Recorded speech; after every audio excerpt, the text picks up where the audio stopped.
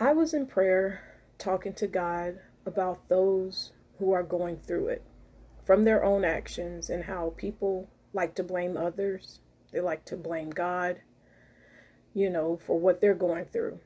In that moment, as I sat talking to the Father, this vision came up where I saw someone down in a dark pit.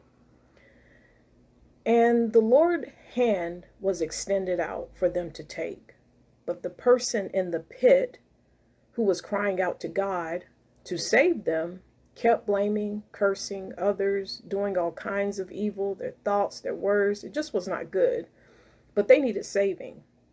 So as I was in prayer, I saw the pit lowering and lowering. God never moved his hand for the person to reach out and take it, but the person's actions kept moving them further and further away from the light. Now, if you have ever been in a dark place, feeling like you're in this pit, very sunken place, I don't have to tell you what it's like. The sense of hopelessness, utter despair can be so powerful. It's easy to believe there's no way out. Now, in this vision, the person was like, God, I need you. They're, needing God to pull them out of this dark place. But they had so much hate for certain people around them. Hate from a childhood friend that they lied on, but told everybody they were a bad person.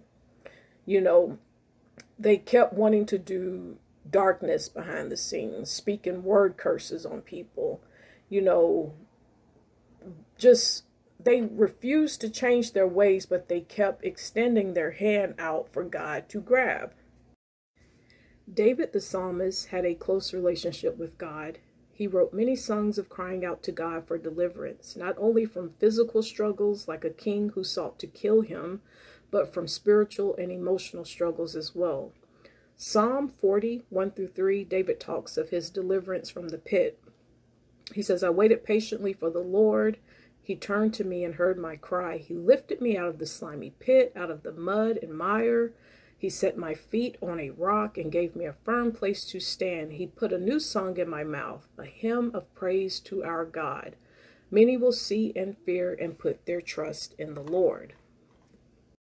The person that was down in the pit in the vision refused to own up to what they were doing wrong or had done wrong. It was everybody else's fault. Well, this person is doing this to me behind the scenes. Nobody was doing nothing to this person. This person was getting back everything that they had put out, destroying people's lives with lies and all kinds of just gossip and untruths.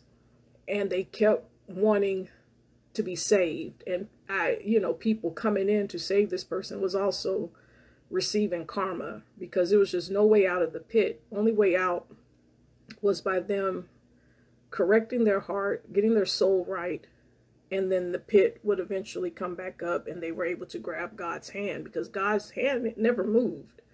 It was the person's actions that kept lowering them further and further down in darkness. We can learn 3 precious truths from David's pit deliverance. God hears the prayers of the desperate. That's number 1. Number 2, God is able and willing to lift us out of our pit if we're willing to leave it. And number 3, God can give us a new song out of our present suffering. So remember, if God could rescue David from the pit, he can certainly rescue you from whatever situation you need to be rescued. But do the work. Do the work. So I hope this video was helpful.